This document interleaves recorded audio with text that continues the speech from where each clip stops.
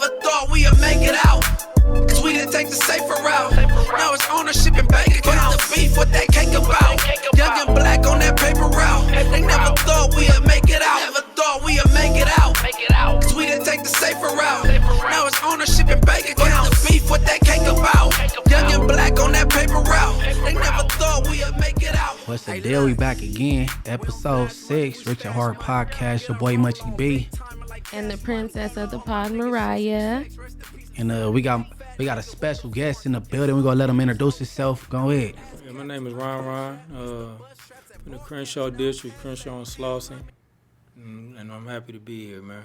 We appreciate having you. And for those who do not know who Ron is, he is the nephew of the legendary Raymond Washington, the founder of the Crips. Yes, ma'am. I can't hear myself back. That's how it's supposed to be. Go ahead, keep going. I'll fix it. All right. Yeah. So that's big for me, right? Because I'm coming from the community I come from, and I got a legitimate dude from the other side of the tracks. You know what I mean? He got a story, and this the first time for me to be interviewing somebody in that capacity. You know what I mean? Aside from being in jail, having conversations with people like that, because we gotta coexist, but we doing it by option now, and so that's big for me. You know what I mean? And then I got my girl Mariah right here. I know she got a lot of questions. Have you ever dealt with a dude doing time before? Doing jail time? Right. Yes, I have. You have? Yes. How much time you do? 3-4 months, nothing too crazy. Nothing too crazy. It was my kid. Yeah, it was nothing too crazy. Hey, no. Hey, so you held it down for them 3-4 months? Yeah, absolutely. I was pregnant, so I had no choice. You had no choice. Well, that's good. I mean, what happened with y'all, though? We just have 2 kids, and that's it. Oh, okay. We just coexist. You want any more? Absolutely not. Okay, you like my kids are big, and they're 2 and done. Everything. Hey, so my boy Ron, he had a journey. He got a story. He did some time. How long you do, Ron? I did almost 30 years. 30 years. Yeah. And then Wow. I'm gonna go back to your time. But coming home, what was the biggest shocker? Because I know it's like a culture shock coming home from doing all that time. What was the biggest shock to you? Felt like a giant to these people, man. They short. I was like, wow, these people short and I'm just tall. But, you know, the really shocker to me is getting used to people, you know, rubbing elbows with you. Like, it's like compact out here. So when you walk in and somebody bump you, you expect somebody to say, excuse me, but they just walk right past you, don't say nothing. In the pen, that's just not going to happen. Right, coming from where you coming from, level from prison, is way more structure. It's and way if more structure. you do step on somebody's foot, don't say, excuse me, what will happen? Don't get knocked down. Right. So penitentiary rules, if we had them in the outside world, do you think that we would get along better? If you had me in the outside world, Like the penitentiary rules as far as like I this. think that it would be more structure. Yeah. Because where he just came from on that level of a prison is more structure, more respect. Because if it ain't the respect there, it will go. You know what I'm saying? Mm-hmm. And it's it's life or death. You know what I mean? And I think it was like that, like in the 80s. Like growing up in the 80s and the 70s, we had a lot of respect. You might have a little bit of this and here and there, disrespectful, but for the most part, it was respect. Now it's just like, when my last 10 years in prison, you seen a lot of little kids coming in on some other stuff. They not doing the program they supposed to do. Like we structure a program. Now if you try to wiggle in through this program and doing what you want to do, that's not gonna happen. You either gonna get with the program or you gonna get dealt with straight up. Mm-hmm. You know what I'm saying? So from my generation up towards yours, you think people lost respect for the elders as far as the older homies, the G homies or whatever? I think they did. I think the drugs did it, man. I think the drugs in prison, you know what I'm saying, dudes off these drugs and off these little pills and stuff they was taking, took them off their square, started doing some goofy stuff that caused them to either get DP'd or rolled up. You know So when you first went in, the drug problem wasn't as much of a big deal, but over time you got to see the changes Well, when I first came to prison, a lot of people, if you was on drugs, you was doing it in your cell. You wasn't bringing that outside the cell. Okay, it was frowned upon. Yeah. So now you got cats that's just doing it. It don't matter. You know what I'm saying? So, but then you got people like me that want to go home and is trying to get to the house to where I'm not going to put my hands on them because now I'm jeopardizing my opportunity to go home. And I'm taking all these groups for change and get some insight into myself and learning things about myself to where I know I can use this as a coping skill, as a tool to be better. Why would I do that? You know what I'm saying? Putting my hands on somebody else be... Okay, looking at Kev Mac interview, I heard the story, your squabbles, you know what I'm saying? Getting out Playboy gangsters, all that, and doing this 29-year stretch, when you think the change came, like, you know what I'm saying, the transition, so you start looking at things a little different. Well, I think it was my change started, I was in the hole. We had a riot with the Compton and Watts card, the neighborhoods with the Compton and Watts, over gambling, over money. You know, those are the things that we always get into it about. But I was sitting in the hole, man. I was in there like my first 6 months in the hole, and my mother and father came to visit me, and my oldest brother, rest in peace, came to visit me, and my mother kind of got on me. You know, she would just talk to me like, you know, Ronald, you got to understand something. We're doing this time with you. You're not doing this by yourself. So what affects you affects us. What everything you do affects us. Because we sending you these packages. We going out our way to send you this money to go to the store every month. You know what I'm saying? We paying for lawyers trying to get you out of jail. He said, I challenge you to change your way of thinking. This is what I challenge you to do. I need you to start thinking before you start reacting, man. Stop letting these dudes take you down. You know what I'm saying? And I sat in the bucket. I thought about it. I was just like, damn, man, change. I said, shit, man, I've been in prison 10 years. You don't want some change, man. I was about to ask how many years you was in before you got that visit. 10. And I was like, this is my mama, man. So I can't just disregard what she's saying. But at the end of the day, I'm still on this yard with these dudes. So, you know, I ain't trying to look weak or nothing like that. But I look at a lot of my big homies. When I first came in, who gave me the blueprint on how to do this time, mind your business, do you, and stick with the program. Whatever the program is with the homies, stick with it, man. You know what I'm saying? Don't veer away. So I did that.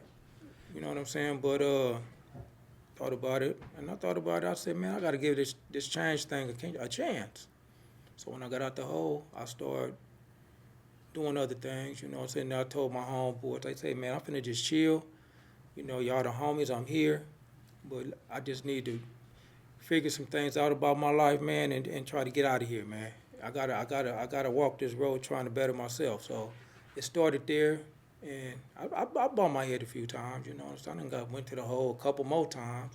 Phones, all this old stuff. I done had fights and stuff, but nothing's perfect in this world, you know what I'm saying? So.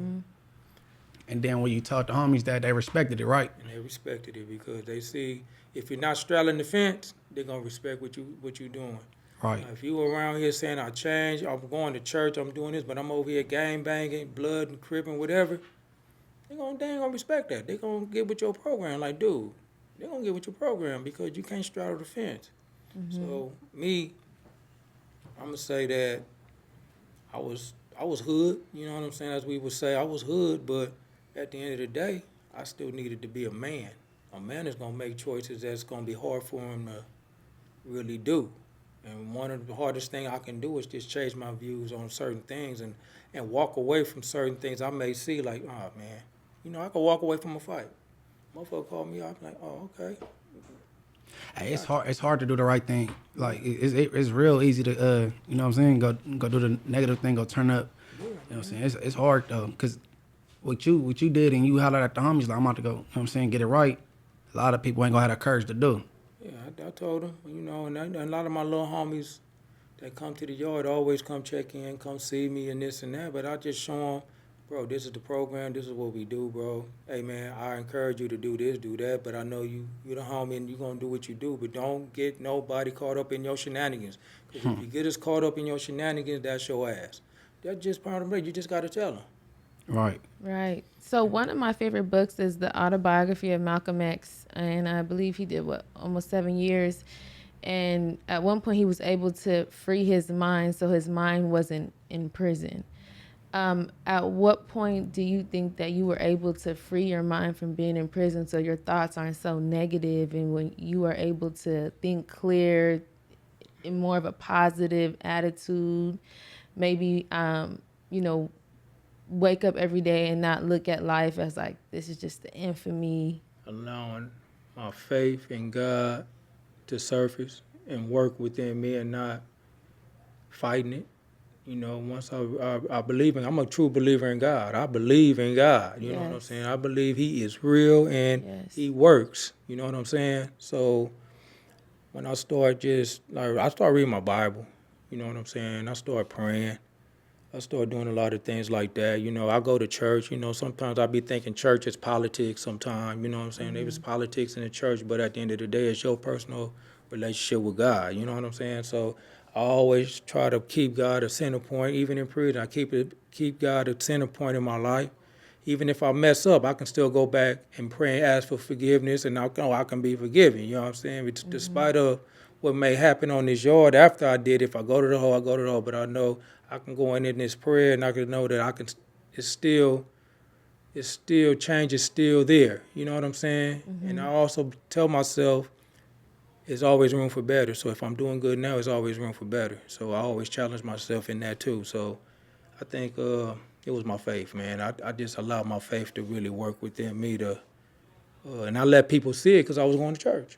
I go to church. I was a Muslim at one point in prison. I did the Islam thing too. I mean, you know, I feel What made like, you change? I'm sorry to cut you. well, I did think the Islam was more structured. It was a lot of structure in Islam That's in what I prison. hear. Like the structure that people might not be that religion, but they'll practice it because it's structured. A lot of structure, man. I was a part of the nation. You know, did the general. I did recite general orders, everything. But in the back of my mind, I was like, Jesus is Lord, man. So you know, I think I did it for the structure instead of doing it because this is what I wanted to do. So So in the beginning of your time, what you get sentenced to? Christian, when I first came in. No. When you first got sentenced, what What I was sentenced to. Right. 15 to life. Okay. 15 to life. I took a deal because I thought I was going to Y. I thought they was going to send me to youth authority, and that never was on the table according to the judge. I had seen a psych and everything, man. Damn. So hold on, who had you under the pretense, like the understanding that you was about to head towards youth authority? My lawyer, How old were you? 18. Wow. Oh, You that's a baby. crazy. Nah, man, that's toe up. So your counsel supposed to explain what's going on. You know what I'm saying? And you signed up for something that. She told me that I'm going to get you 15 years of life. You're going to go to youth authority. You're going to do 12 years. And I'm like, you sure? She said, yeah, we're going to have a psychiatrist come see you for the psych to see you and all this other stuff. So that's what happened. They postponed it. I took the deal. We seen the psych for YA. She recommended youth authority for me. I was in the county jail with my homeboy Swanee. He blind too. My I heard homeboy about him. Swanee. Yeah, and I was telling him, hey man, they ain't going to YA. I think they're gonna send me to YA, man. Do 12 years and this and that. He said, shit. He was like, nigga, if I would go to trial, but I mean, shit, you go to YA, that's cool. And I get to court, man. I get up in there thinking it's all good, man. He said, what? If I had to rule on this, I would deny this. We never spoke on this. And I looked at my lawyer, I said, for real? And they sentenced me to prison. And that's crazy. So, were you able to go up to the parole board at any time during your sentence? I went 10 times. Right. And they denied you 10 times. I'm about to ask My you. 10th time, I got found. This is the crazy thing, right? Tomorrow's my birthday. Happy early birthday, man. Happy early birthday. But you know the bittersweet about that is, on August 31st, 2018, my mother passed away on my birthday. Damn. Rest in love to You know your what I'm mother. saying? And I went to the board 6 days after after my mother passed away. So now I'm in there like, damn, my mama died. I'm sick. My daddy had just had a stroke, so I'm like, God damn, I'm sick as a mug. But I go on that board 6 days after the fact, and it was like, man, I got a date. I went to the board, they found me suitable, but what he told me was, he said, man, basically, you were saying your mama made a deal with God for you can come home. I didn't know how to take that, man. I didn't know how to take that. I'm like, what? But you know, I take it as a blessing. But I lost my mama, and I kind of blame myself because of my behavior. If I wouldn't put myself in certain situations to go to prison, I'll probably be there for my parents. I'll be there for my father. But it's a learning experience, and I just know that everything has a purpose. You know what I mean? Were you able to go to, I'm sorry, Munchie, No, were go you ahead. able to go to your mother's service? They wouldn't let me go because I was a high risk. My sister was finna, I had the money to give to the people. I was gonna get escorted. Man, at the last minute, they told me, you're still a high risk. Even though you finna go home, you got a date, you still considered a high risk. So they didn't let me go. So I come home January 7th, 4 months later, 2019. And my dad, I was able to stay with my dad 90 days, and he passed away right there. I seen this transition the night before. You know, I didn't really understand it, but I seen him. He was sweating and looked like his eyes. I just kissed him. I told him I love him, and I left. Come home, I left, and when I was coming back, I guess he passed away. Got the phone call, and I just asked my ex-girlfriend. I was like, he didn't make it, huh? And she was like, nah. I was like, damn. And then, you know, they wanted me to keep the body there so I can get there and see my dad. I was like, nah, man, I already seen him. Seen him the night before. I don't want to see him like that. But as soon as I got there, I cried like a baby, man. As soon as I went in that room, I was like, damn. So all this. Then Nip get killed the same day. Oh, wow. Nip get killed the same day. While we in the house with my father, we doing this. We hear the police going down Slauson. We get a call. Nip got shot at the marathon.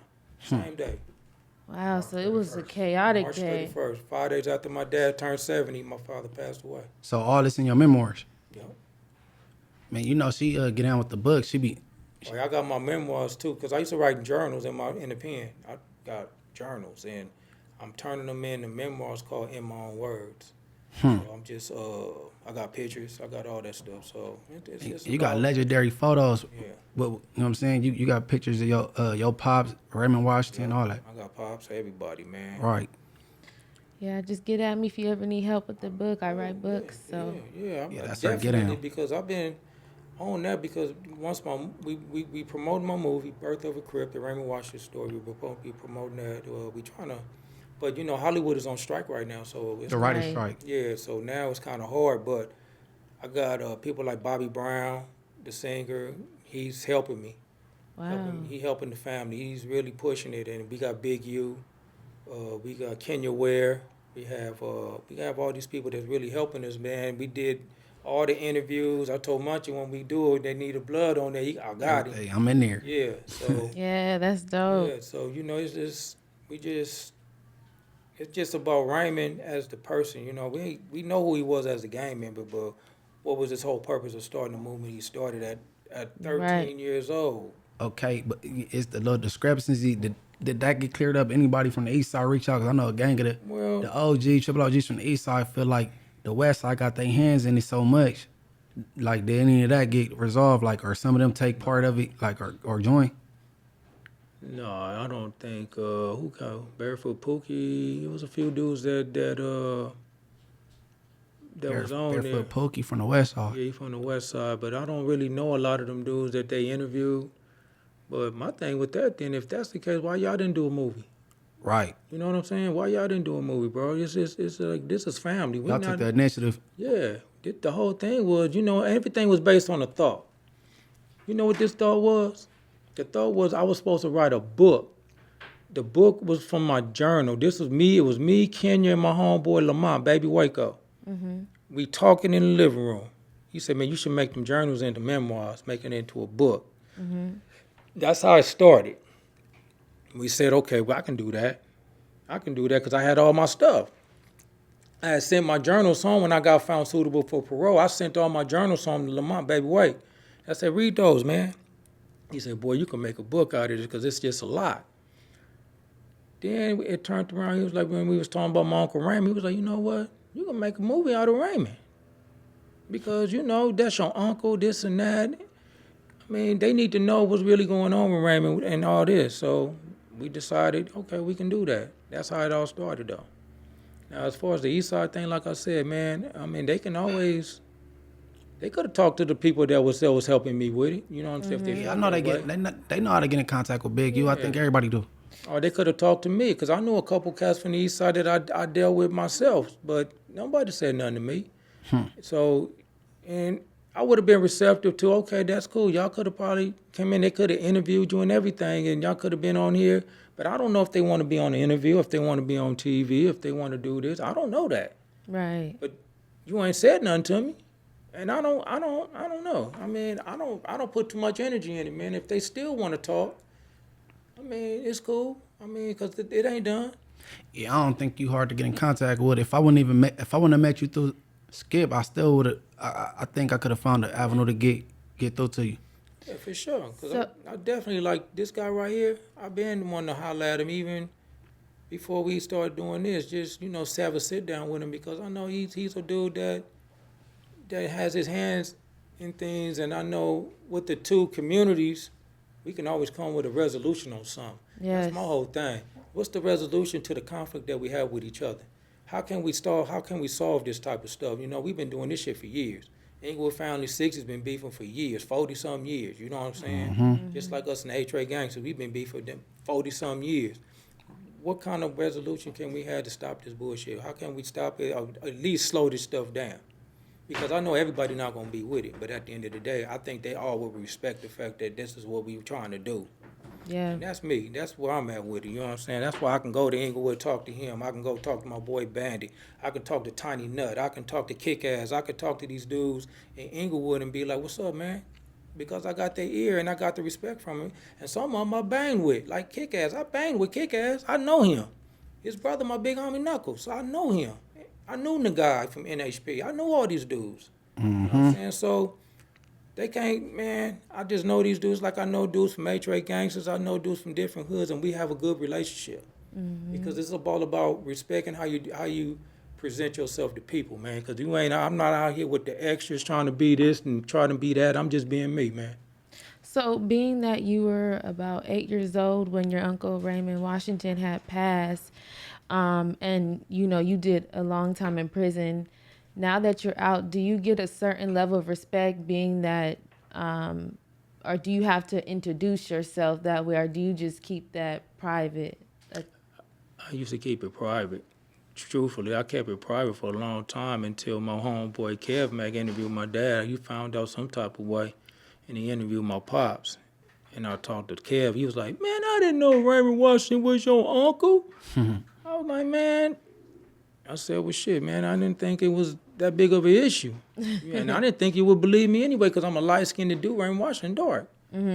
My dad dark. I mean, he dark brown. I mean, me and my babysitter just came out light. But, yeah, so I got another uncle that was... Kev Mac, a hood historian, he be digging. Yeah, He'll figure it out. Yeah, and I got another uncle that was in the pen with Raymond. That's my mother's baby brother named Richard Brown. His name was Back Arms, original Vanguard in prison. So they was in Tracy together.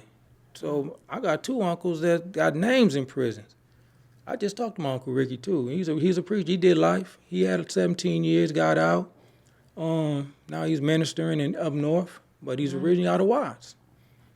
So, it's just like, I mean, it is what it is, but, my identity was my identity. I never used Raymond as my crush to say, Raymond Watts my uncle, man. So, no, nigga, Ron got his name on his own. On his own, yeah. On my own. Yeah. You got to make your own name. Got to make my own name, man. I started off with another name and got my own name, and I just moved up, go to jail at 18, and you know what I'm saying? I'm not saying I'm the baddest. I don't consider myself the baddest in nothing. I was just me, and I just don't let nobody get in my way of what I'm trying to do. If I feel like I'm being disrespected, I handle my business. That's just what it is, because I'm a man first. But the hood was there, the hood, yeah, but I'm a man. So, I don't never want nobody to, you never want to feel disrespected by no other man. That's, because you're gonna be fighting within yourself on what to do, because you know you're gonna want to take off on somebody, but because you're trying to change your life, it's hard. Now you got to sit here and talk to yourself and self-talk about all this bull crap that's going on. But then this is where all these groups in prison come in, and you use these anger management and all these other little stuff that you've learned. So what am I gonna do? Should I walk away, or should I just let this dude get away with that? Or should I whoop his ass? Okay, and the time you was in there, you ain't get no degrees? No, I just got a GED. I didn't really do college because too much writing for me. College was too much writing, and that wasn't my thing. I just write my journals. But I was more hands-on. I got certified as a plumber. I got certified in fiber optics. I got what else I get? I was auto mechanics, auto body. I'm more trade than I was anything. So I didn't mess with college too much, man. I was just like, man, that's too much writing. So I know that you didn't get the chance to have kids before you went to prison. You were so young. While you were there and as you were getting older, for the younger dudes that were there, did you ever feel like you had to be a father figure for some of the young dudes, or some of the young dudes looked up to you as like a father figure? More so like a role model. Or a role model? Well, I look at myself to a lot of the dudes as big bro. You know what I'm saying? Because you're going to babysit in prison with these kids. You're going to babysit because you got to be there and watch these dudes and make sure these little knuckleheads don't get into nothing. You know, you just got to keep your eye on them sometimes. I just learned, I tell them like this. I'm going to say, man, you go on and do what you do, but when you get in trouble and you come back here, you already know what's going to happen, bro. Think about your consequences. Think about your actions, man, because there's going to be consequences, man. Now, if it ain't with me, it's going to be one of the other big homies over here, and they ain't going to have a tolerance level for you. Right. So it's on you, man. Whatever you decide to do, you better make it count, man. So you seen the sit down with me and AD was Skip Townsend, right? Mm-hmm. All right. Then going through the comments, they like Munchie seemed like he uncomfortable, or he ain't, you know what I'm saying, he ain't messing with AD but I just be liking stuff to be genuine, you know what I mean? Mm-hmm. Like I know, man, you know what I'm saying? We got a genuine relationship, so the first time me and AD hollering, I'm more so I'm listening or whatever. It ain't a stand, and just cause I'm on the right thing, that don't mean everybody else is. You know what I mean? Rollin 60s deep as a motherfucker. Maybe 12 of them mess with me. You know what I'm saying? So I can't expect the same thing from everybody. So I just want to make that clear. Like, I wasn't standoffish or none of that. And to this day, me and AD, we straight. You know what I'm saying? I seen that. I seen that you was more of a listener than you was anything. That part. I was trying to listen. You know what I'm saying? I was giving it an ear because I don't over talk nobody because you'll miss something talking. You know what I'm saying? You know, the cool thing about that is, you know, I learned in prison, we had this thing, like these groups, and it's called active listening. You just listen to the person, listen to what he's saying. If you don't understand what he's saying, then say, I don't understand what you were saying right here. Can you explain it a little bit? But you got to give that person the opportunity to speak and let them just be heard. You know what I'm saying? And I hope that you get an understanding. And I think that's what he was doing. He was just letting them talk, let them be heard, and then he'll come with his own determination afterwards, you know what I'm saying? Because he did say some things like, yeah, spank my people, that's my boy, this and that, and he was just like, well, you know, he was optimistic. He seemed like he was a little optimistic on things, but he was open for it. That's the main thing. He was open for it. And that's the thing with me. I'm very open for it. I've been open for it. So, because if I could mess with dudes in prison that's from different neighborhoods and that I can deem ops, why can't I mess with them out here? Because it's an individuality with me. It don't have to be I fuck with your whole hood, but if I fuck with you, I fuck with you. You cool. Because in the end, there's bloodshed on both sides. Yeah. And if it continues, it's going to continue to get worse and worse. And as the generations go on, these kids are pretty active out here. They pretty dangerous. I had another question for you. Being that you and Tookie Williams were in prison at the same time, which is Tookie Williams was also the co-founder of the Crips, did you guys ever get a chance to ever have any type of communication or anything?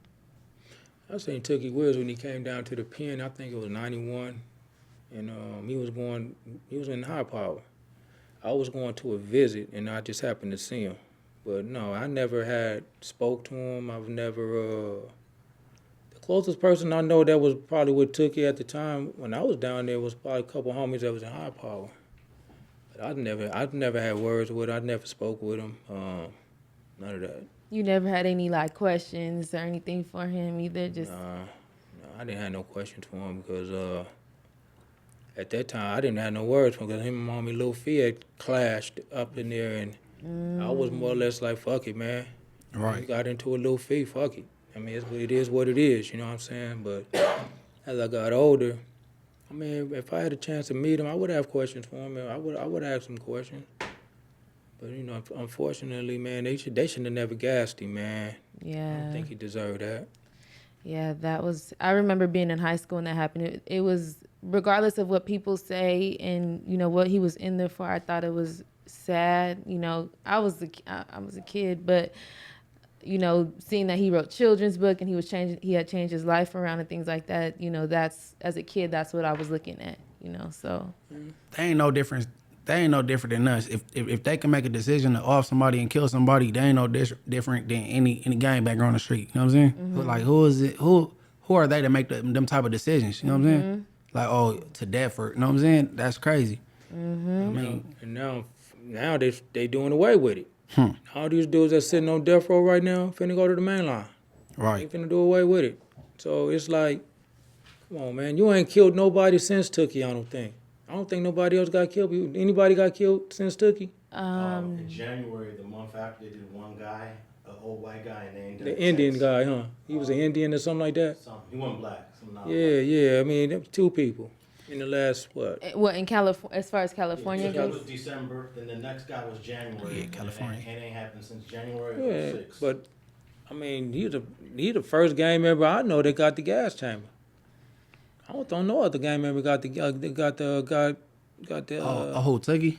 yeah. I don't know. I thought he had the the injection. You know, well, you know, we know the term. I just say gas chamber. Because it's technically still the gas chamber. Yeah. They just do it inside it. Because didn't they have? I think they even had a hard time because he was so buff. I think they had to give him another And injection. they locked us down. Yeah. We was on lockdown for that. No, they Wow. thought it was gonna be an uprise. You know what I'm saying? We was on lockdown. The whole prison was on lockdown. A lot of dudes went to the hole. The whole CDC was on lockdown. Yeah. Whole city was Wow. on lockdown when they gassed Tookie. I Snoop Dogg and them was there. I was surprised they even allowed his family to even give him a service. What you mean? They can't control what goes on out here. No, just because of who he was. I was even surprised that Hey, look, Mariah, I ain't dead all the time. Not even close to Ron or whatever. But I've been to prison, and then you go through R&R, and then I'm like, sign this. I'm like, all right, I'm signing a body receipt. Not a receipt for these shoes, a body receipt. So basically, like you know what I'm saying, something happened to you in here that like release your body to your family or whatever. And I'm like, damn, like a body receipt. I ain't never heard of that term before. I'm like, that's crazy. I never knew that they have you sign Tookie's that. funeral was big. Yeah, 60s there, Hoovers, A-Tray. All those Bloods and Crips there, like, there. It was everybody at his funeral. It was Yeah. on 79th and Western. So they have you guys sign a body receipt. Yeah. Wow, that's deep. When that body, like an old, they got a in Old Folsom, they got a grave site behind the prison. If nobody claim that body or get that body, they dump you in the grave site behind the wall. Yeah. That's Yeah, a that- whole prison too. that body receipt thing, I kind of like played with my head for about a whole 2 minutes. And I had to snap out of it. Like, all right, now here we go. But I'm like, damn, body receipt. That was crazy. Or that body just be sitting in the morgue until somebody claim it or something. I don't know what the procedure is with that, but it's a cold thing. Yeah, but a lot of people be in jail so long, all they family done died off. They ain't got no family out there to claim them. So Right. that be the case sometimes. Some people go get tossed in that what do you describe with the Folsom thing, you know what I'm saying? Right.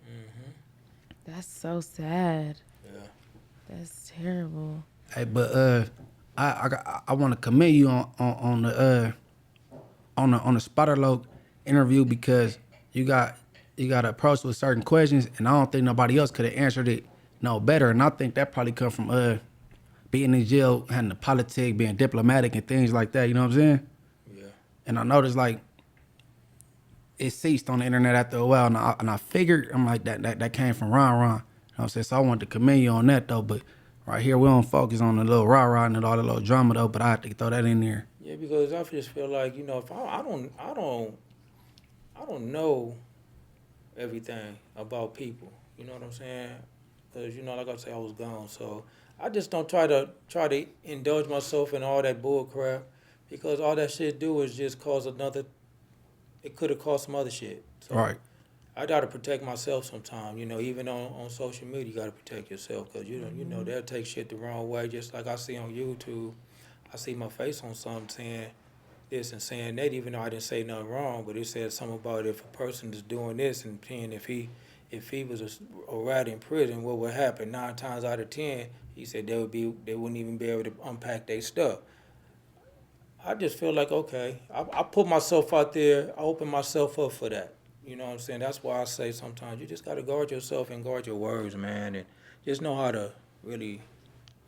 Okay, but okay, to the YouTube listeners, man, you gotta listen to the whole interview. You know what I mean? Because sometimes it be broken up into parts, and it might seem messy just off the 5 minutes you seen, but the whole interview, if you listen to it in totality, it ain't like that. You know what I mean? And then there do be a lot of with these titles and, you know, some clickbaits and stuff. You know what I mean? And then you might click it and it don't have nothing to do with the title. You know what I mean? But I heard the whole thing with Spider Logan, Ron. You know what I mean? And he didn't disrespect nobody through and through. And then he was real punctual and he delivered it right to where didn't nobody get offended. And shit, he was right on with it though. So I got that's why I say I got to commend you on that. You did that though, for real. Thank you. No, most definitely. So now, do you work with the youth, or like what are you doing nowadays since you've been home? What, about 4 years? Been on 4.5, a little over 4.5. I work for a nonprofit called Urban Alchemy, the Circle Team. We work with the homeless. I feel like that could have been the best thing for me, because I vowed going to the board that I would try to do what I can to give back to the community, and what no better way but to give back to trying to house homeless people and try to give them the things they need, you know, food, water, whatever, housing, for sure, housing. So I think, you know, like I say, that's living the man's right then and there. And, you know, I do things that don't expect nothing in return. I love my job. I love what I do.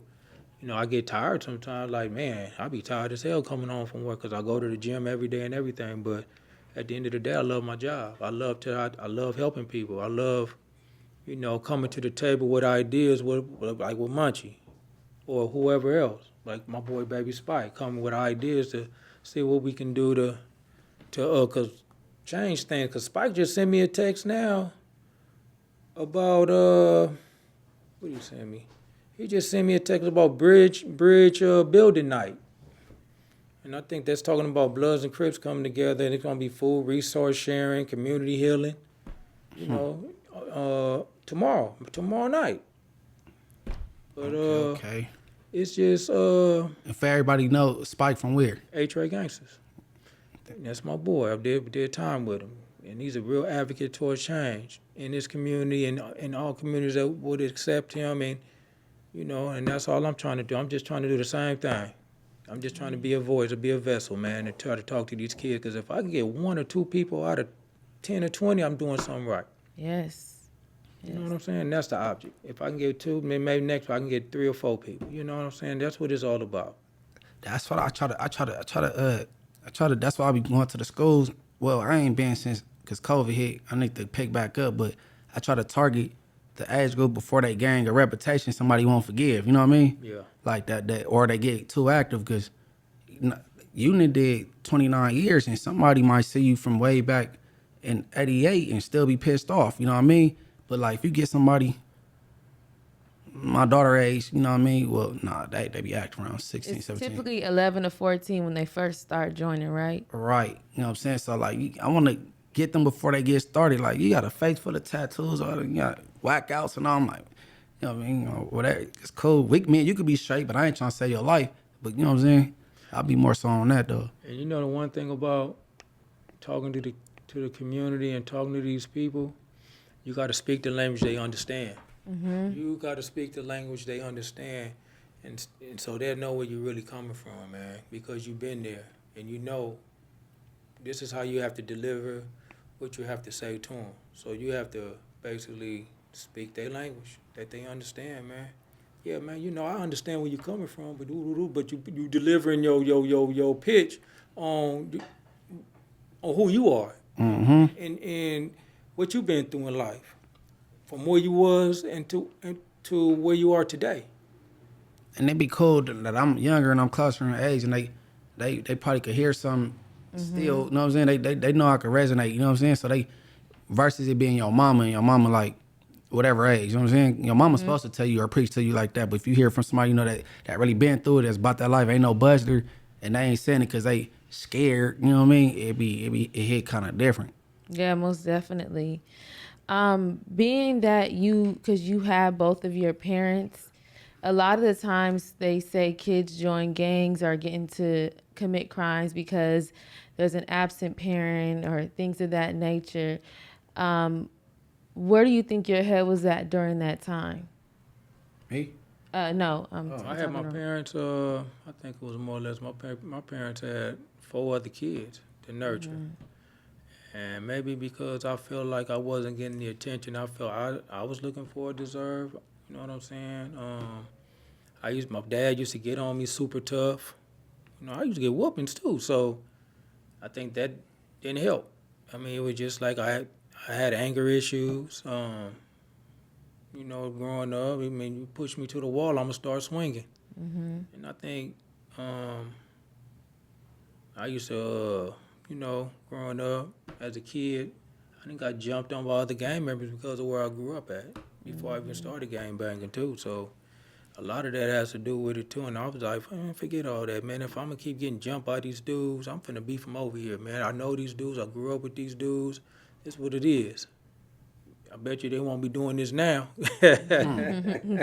And I joined the gang, but you know, my family, I kept it away from my family for long. I tried my best to. I never brought it home, but the reality was I was bringing it home when I thought I wasn't. But when my father first found my first blue rag, he found my baby brother, Tiny Ron, went in my drawer, grabbed my rag, gave it to my pops. My pops came in there, man, what is this? Don't bring this shit in my house. And he got on me. I mean, my daddy got on me, man. My daddy got on me so hard. I looked at my little brother, I said, I ought to pop you, man. But, I mean, I guess you at that age sometime, man. Sets of friends and, you know, looking to be noticed.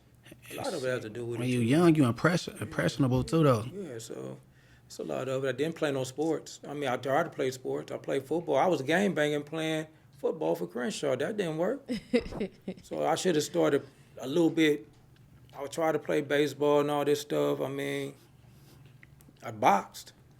My mother didn't want me to pursue it, but I used to box. I used to train. My cousin's a professional boxer, and he trained me over street gym. For the record, sports, that bridge gaps. A lot of people cool with each other today because they didn't play sports as kids, you know what I mean? Like Low F-Bone, Mad Dog, Big D, that was all my coaches at one point. I played football with they kids, you know what I mean? And CJ Mack, you know what I mean? His son, we all play football together, and they cool with my family, and my family is bloods, like, you know what I mean? And, you know what I mean? I'm cool with a lot of people from my childhood because of sports. Sports really bridge gaps, though. Like KP from Rollin 60s with the 100 Days, 100 Nights. I mean, he lived with my uncle at one point, you know what I mean? And, like, I couldn't go to his funeral, but my family, we sent flowers or whatever. I wasn't about to go to that, but, like, that I'm cool with a lot of the people that I ain't supposed to be cool with is because of sports. Sports bridge the gap for sure. So I don't think I ever asked you that question either, Munchie, about like when you first started gang banging. Like what was that like deciding factor for you? Deciding factor? Yeah, like did something happen? I thought I was a blood in elementary. I was claiming what my daddy claimed. I thought I was from 89 Friendly Swan in elementary, just mimicking them, you know what I mean? Mm-hmm. And then it's like, you know, like a parent to be racist, and then they got kids, and they kids automatically racist for no reason. They don't know why, you know what I mean? It's like, we was already groomed to say relative, we didn't say cousin, we say drool, when all the slide bar was out, like you drew, you know what I mean? And then, but keep in mind, my dad wasn't with that. He didn't want me to gangbang at all. And then even when I started, my hood and my dad from the east side, when it's hood days and parties, they hoods is there. So I'm trying to hang out and my dad there, so I know he there. I'm trying to stay on this side of the room. He over there. I'm watching you. Then I bump into one of his homeboys. Hey, oh yeah, Peebo over there. I'm like, I don't care, baby. I'm trying to avoid it, but he didn't. He didn't. You know what I'm saying? He wasn't trying to push me that direction. But you know, some people be like I said, people, especially when you glamorize gangs and it look cool. The homies getting money that they getting the bras. They, you know what I'm saying? And then the tough guys get the respect. You know what I mean? Like it be all that be playing a factor. You know what I mean? But you know, I got all the people like coming up from when I was young. I played football with. We grew up and be from different hoods. But like we all grew up and still being straight. You know what I'm saying? That's good. That's like super good. I wanted to shift gears with you, Ron.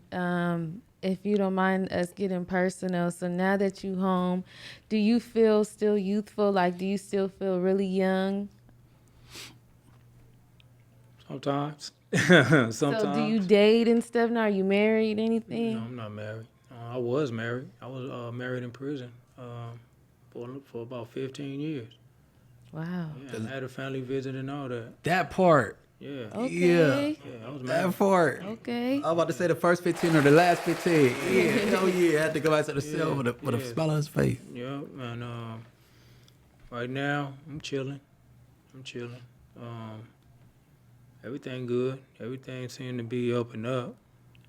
Hey, look, everybody out there, at the end, he'll give his Instagram, you know what I mean? He's single as a cigarette, so, you know, tap in, don't tap out. I mean, no. You got to look like something, and then you got to come with a W-2. You got to be employed, you know what I'm saying? But tap in.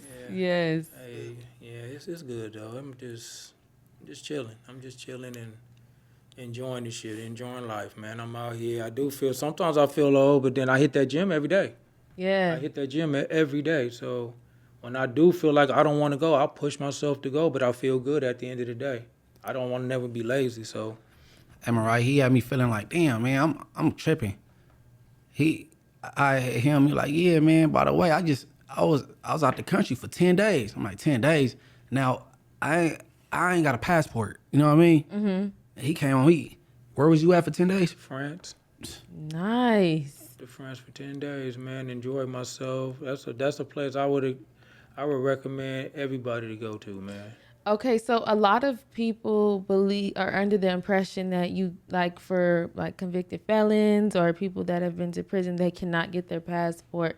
So what are the regulations for that? Well, once you gotta get off parole. Once you get off parole, you can basically get your passport. Okay. And it took me 2 weeks. I went to Dominguez, the college, went to the passport department and got my passport. Paid I for heard it. that. So, and I got the card that looked like a driver's license, and I got the book. Nice. So where's your that next? sucker Where you going stamped. next? Well, my sister was talking about either Morocco or she want to go back to Bali. I haven't been there, but I mean, I told her wherever y'all want to go, I'm with it. Man, I want to go to Jamaica, bro. I want to go to cool. Cuba. Cuba, they say Cuba cool too.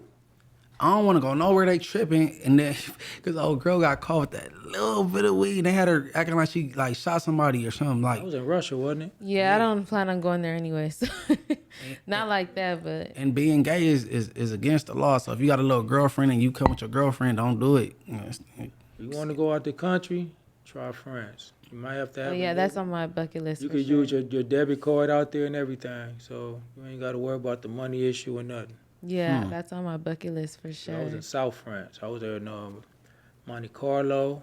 I was in Cannes. I forgot the other. What start with an I? Inez or whatever. I went to Saint Tropez. They got this place called Nikki Beach off the Mediterranean, like a little beach. One of the best day parties I've been to. I was about to say Nikki you Beach was kind of sound lit. Yeah, like it's I don't want to say, but you know it was lit, bro. that part. It was lit. And you don't drink or anything like that, so drinking you was nothing, just bro. naturally having fun, enjoying On the the. yacht, and we drove like an hour, maybe an hour and a half to Saint Tropez. Went to Nikki Beach. It was all good. Enjoyed myself, man. It was good, man. Nice. Yeah, I got a small hiccup. I get this cleared up. I'm gonna get my passport. I need to get to Jamaica. It just sounds desirable. You know what I'm saying? Yeah, I want to go to Jamaica Water clean. too. I haven't been. Water clean, man. Water clean. The ocean. You been to Jamaica? No, I seen the water, but I'm talking about France. France water France clean. water is clean. But Jamaica too now. Yeah, my mom goes all the time. I want to go so bad too. Jamaica too. Me and Munchie, our birthdays are near each other. We might have to plan a trip to Jamaica. Yeah. Once we get that hiccup cleared. Yeah, we out of here. Get that passport, bro. Get it. And when you get that stamp, put it on Instagram. Oh yeah, that's a flex. Stamp. Yeah, cause I got homies that ain't never left the surrounding cities of Inglewood. They Gardena, Hawthorne, South Central. You know what I mean? They hella local. Like they ain't never left the city though. So or they ain't been past Vegas. You know what I'm saying? Mm-hmm. Like no, I gotta get out the country, go international one time. It was a 13-hour flight too. Ooh, did you have a layover or it was just In New Jersey. New Jersey? But I'll tell you, if you go first class, where you can just lay back and watch a movie and just chill. You ain't got to worry about your legs getting all Yeah, man, that leg space be getting me, bro. I'm like, oh man, they tripping. First class. I'm gonna tell you that because I didn't go first class. It beat my knees all the way up. And you seem kind of tall. Yeah, Yeah, when you first walk, you kind of. How tall are you? I'm 6'4". Oh yeah. Oh yeah. Oh yeah, you was in trouble. Yeah. I know you have to lean to the side to get Yeah, a I little. was trying. I was watching a movie, but I just couldn't get comfortable. So I just stayed up the whole 13 hours. I didn't. Oh yeah, I'm for sure taking some sleeping pills. I'm knocking out for 13 hours. That's a long flight. Yeah, And I thought a 5-hour flight was crazy. man. 13 hours? My Yeah, goodness. 13 hours. So did you plan your next trip yet? Mm-mm. Not yet. Y'all still talking about it? We still talking about it. Whatever they decide to do, I just gotta, build up some PTO time, and I'm gonna start taking and go. Yeah, I heard that. Live your best life. Mm-hmm. That's what's right. happening, man. He came home, hit the ground running, and got it right. You doing better than most people that's been out this entire time. Not utilizing their time right. I got some inspiring sisters, man. They love to travel, so they love to do. They travel, so when I get a chance to travel with them, I'm gonna do it. Oh yeah, Shout out to your sisters. Yeah. yeah. That be the problem. You need some travel buddies that ain't broke. You know what I'm saying? Yeah. That be the problem. Yeah. And that are adventurous and want to try different things. Yeah. And not want to do the same things that you could do back at home. Mm-hmm. You got to do different things. Man, 'cause I'm proud of my sisters. They real successful, man. They in the hair business. They got their own Alright. salons up north and down south. They doing their thing. Okay. Shout out to your You better tap in. Yeah, give them a shout out. What's the name of this? Dream Girls Fine Hair Import. Dream Girls Fine. In Everybody Elk Grove, tap in. California, and in Culver City. I might need to tap in with that too. Yeah. They good. Yeah. Or I gotta ask. They already made it clear it ain't no malice. They gonna do it for the culture. 600 cartoon one. They got a boxing match about to get going. Who you got? No. I wanna You know know. what? Let me say this. I'm gonna stay neutral, but I know cartoon. I was on the Yarber cartoon. Uh-huh. He was a beast. Yeah. He was a beast. He is a beast. Yeah. I just met 600 when I came home. He seemed to be a fair, cool dude. But on that one, I'm just gonna watch it. Oh man, no. I'm just gonna watch it. All right. We got that. Hey, I thought you was gonna go with the home team. Like, man, 600 for sure. I mean, anything can happen in boxing, though. I'm gonna tell you, man. I thought Earl Spitz was gonna beat Terrence Crawford, but only reason why I was leaning a little bit towards Terrence Crawford was because my mother's from Omaha, Nebraska too. She was born in Omaha, Nebraska, so I was like, yeah, mom's is from Omaha, so I rock with him a little bit, but I like Earl Spitz and I like Terrence Crawford. I like the respect that they have for each other after the fight and before the fight. Hey, no, it's cool. See, if everybody could see everybody getting in the ring, don't be scared to squabble, you know what I mean? Or the embarrassment, they ain't gonna run to guns as fast, you know what I'm saying? Like, go ahead, And Cartoon called him out. From what I understand, he wanted to fight. So we're gonna see how this go. Yeah, see, but Cartoon, people was getting pitched at him. He like, they too small. He didn't want to get, you know what I'm saying? He wants somebody evenly matched. I know him. I've seen him in action on the yard before, so I know him. He said, "No, I know him." I know that's my partner. See, Mar, I don't know if you seen both of them. They both big dudes. You know what I'm saying? I seen 600, but I don't know the other gentleman. But whoever got, the most stamina that can Technique. because the footwork is that's where like all the power comes from. Those feet. No, hold on. Well, I'm gonna tell you where the power come from. The power come from your legs and your shoulders. Yes. Now you gotta have footwork. If you don't have footwork, you ain't got nothing. Nope. I used to box for 11 years, by the way. Yeah, see, so you already know. You already know. You gave it away. You shouldn't even say nothing. Yeah. So if you got footwork, then you already know them legs and them shoulders is powerful. And 600, he got footwork. He trained, so he might have a little edge because he has the knowledge, the boxing knowledge. Because I think a boxer can beat a street fighter any day. To me, Oh I think a boxer can beat a street fighter for sure. because ain't no way in hell. And I used to train when I was a kid. I'm gonna let a street fighter whoop my ass. No, I'm gonna use some of this boxing skills I got, and I'm gonna put you on your pocket. I'm gonna do my best to. And one thing about boxing is something that you never lose. It's like it's already in you. It's in you, and it's in me. I mean, I can go right now and hit the speed bag. I can go in there. I said I was gonna start back training with my cousin Edwin. Go here because he got a gym at his house with the bag, everything. So I might just get back in there and start because I was doing it in prison. Oh yeah, that's I good. was hitting the bag. I was doing the speed. But the brother Lil Tombstone from Blackstone, Slauddin, that was my coach. Man, Can you jump rope real good? If I keep going, I probably can. You got to get it back.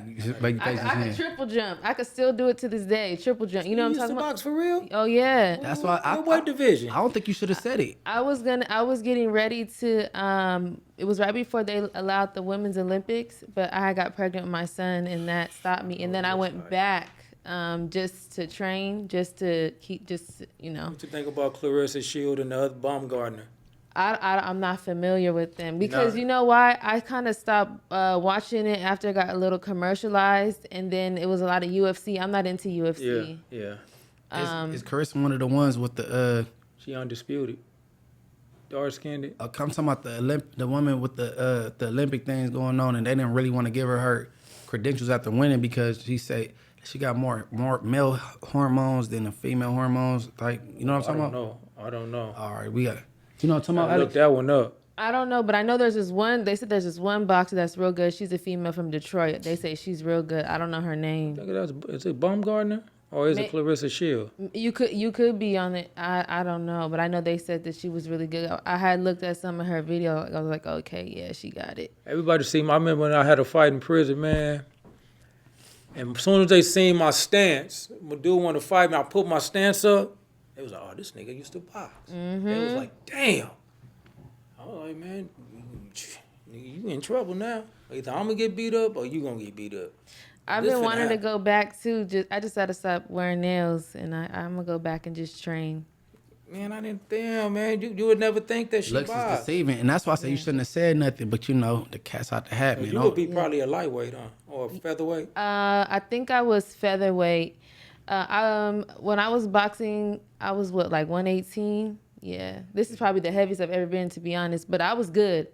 I was good. You was, man. I bet you was beating your boyfriend up too. I was good. I'm not even gonna lie. I used to train with only men and the Army National Guard, so I was the only girl. She told me about a couple of her W's, and she ain't proud of it.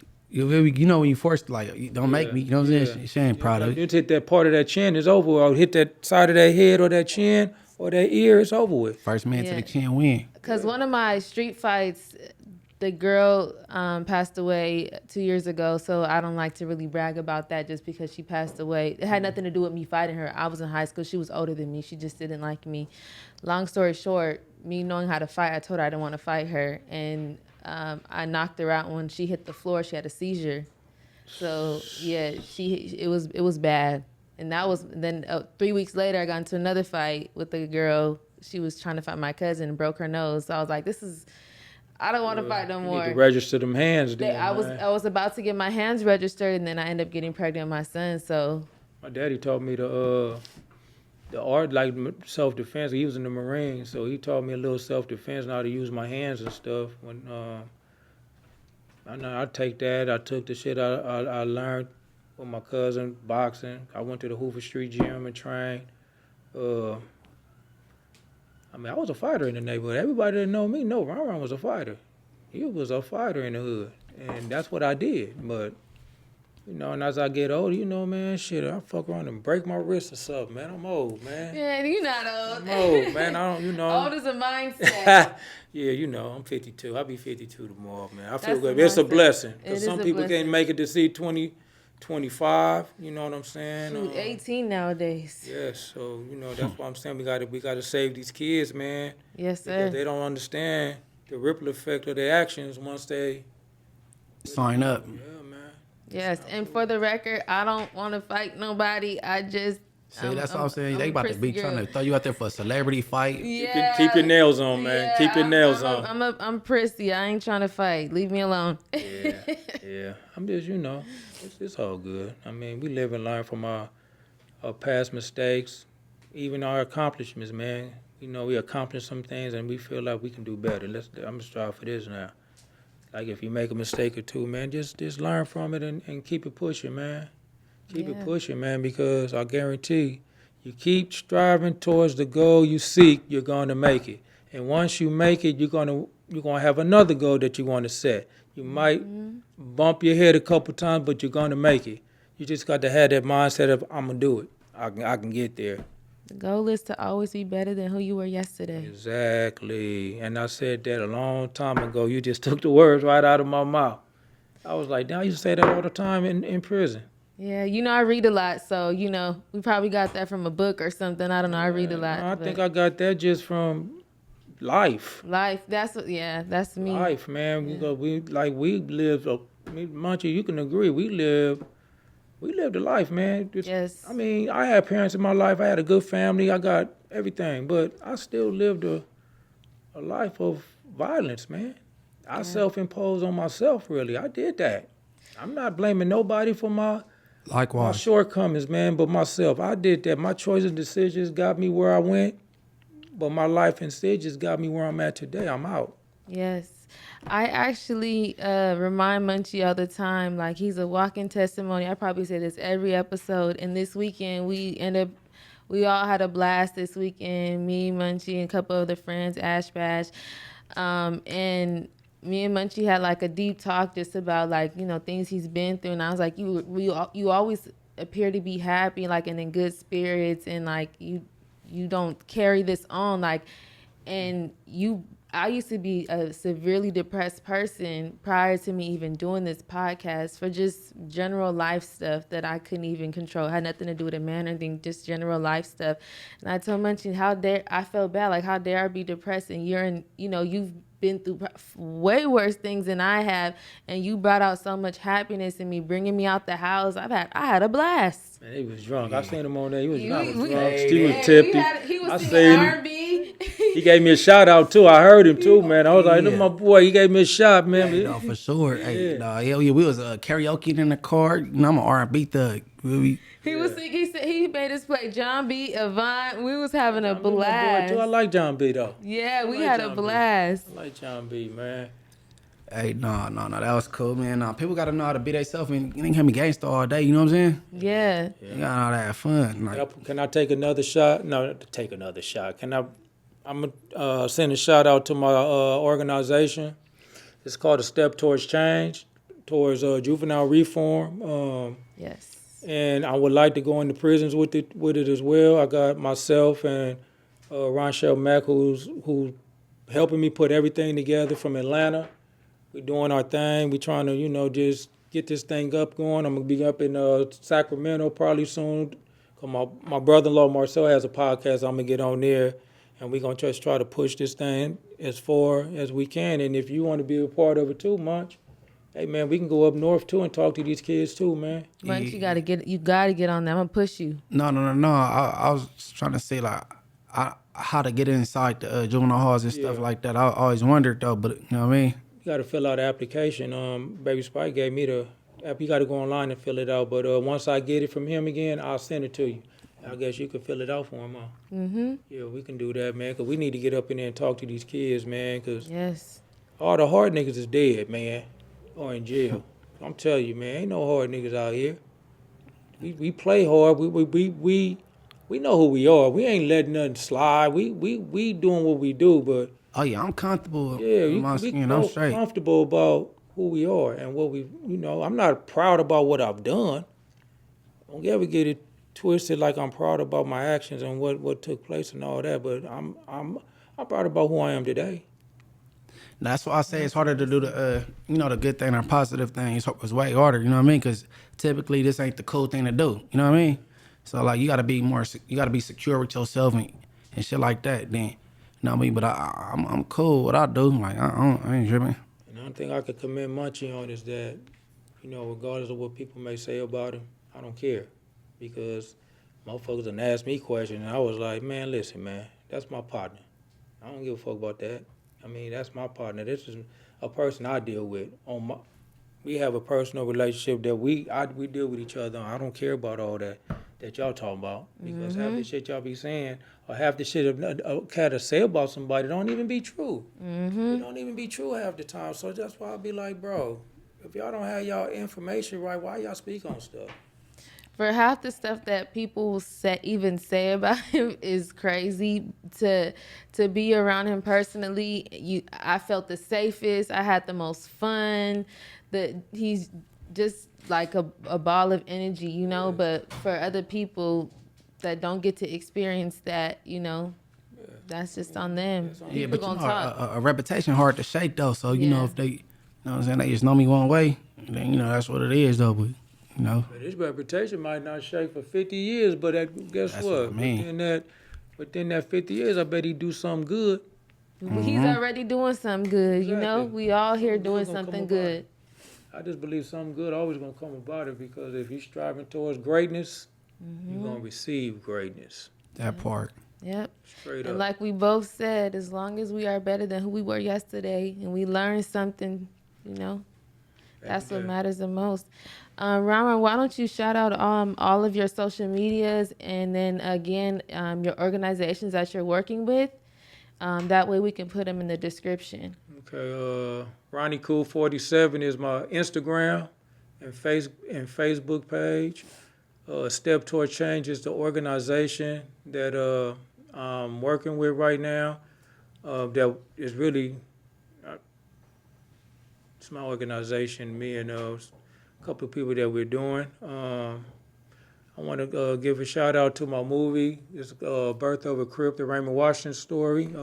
We pitching it, man. We just trying to get it going. We know that Hollywood is on strike right now, the writers, so we just have to be patient. But this is what we're doing. In my book, In His Own Words, that'll be coming out soon. I may need your expertise on that. I would love to help. Yes, so I mean, this is a shout out to my family, my sisters, my brothers, my aunties, my uncles, cousins, my homies out there. Mad Ronnie, rest in peace, man. That was my boy. We just lost him a few days, like last week. 59 years old. That's crazy. But to the Cole community, Crenshaw, Daria, Inglewood, whatever. Munchie B, I'm shout out to all y'all. And my birthday tomorrow, rest in peace to my mom. She died on my birthday, so I'm gonna go visit her tomorrow. It's all good. I love life. I love being free, and let's just keep it going. And I would love for y'all to invite me back. We would love to have you back, and happy early birthday. Rest in love to your mommy. Thank you. And ladies, he is single. She got your debut too. Go ahead and give your shout outs, Munch.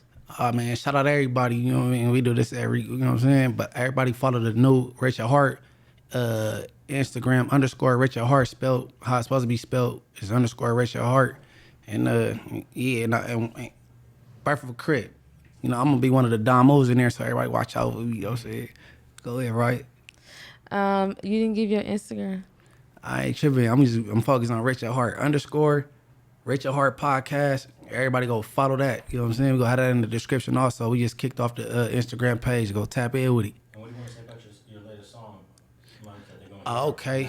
On the intro, on the outro, it's called Make It Out, featuring me, my boy Dizzy and Roshi, you know what I'm saying? And make a way, you know what I'm saying? Make it out. My bad, I've been drinking. It's You do this every time. Yeah, make it out though. So you know what I'm saying? On the intro, on the outro, you know what I'm saying? Go tap in with that. Your boy L, what's his name? L, the one you used to rap with all the time. The big dude with the beard they used to rap with. Who, me? Yeah. To my LZ Turner? No, L, he go by initials from, I think he from 9 Dudes. Oh, LT. Yeah, LT, what happened to him? Oh yeah, no, that's my boy. He out there stay here in Oklahoma. He tight too, man. Yeah, no, he dope, man. He went out there, had a gang of kids and settled in it. You know what I'm saying? He pop up. Shout out my boy LT. Ron, if you need me to narrate in the movie at any given time, I would love to be a narrator. I got you. Where you at? I could do whatever you need me to do. I always wanted to be an actress. Got you. Don't forget. I'm gonna stay in touch with y'all. So I mean, I'm gonna do it. I mean, if I win, I want everybody to win. I heard Everybody. That part, win again. Yes. Yes, make sure you guys follow our Rich at Heart Podcast Instagram, and then make sure you follow my Instagram _Mariah with 4 H's _. Y'all know I'm the executive assistant for Trap LA, as well as working with street gangs, and yeah, the princess of the pod. Rich at Heart, we out of here. We out of here. All right, peace out. Never thought we'd make it out, cause we didn't take the safer route. Now it's ownership and bank accounts. What's the beef, what that cake about? Young and black on that paper route. They never thought we'd make it out. Never thought we'd make it out, cause we didn't take the safer route. Now it's ownership and bank accounts. What's the beef, what that cake about? Young and black on that paper route. They never thought we'd make it out. I fuck with your music, nigga. I see you, nigga. Keep going, nigga, on Bloods. That shit is good, nigga. It's good energy, nigga. It's good for you, nigga, to show niggas you can do it no matter what, nigga. No matter what, nigga, you can do it, nigga. Believe that, nigga. So keep pushing the cold line, nigga. Keep popping, nigga, on Bloods. I'll be home soon to fuck with it, nigga. We'll see.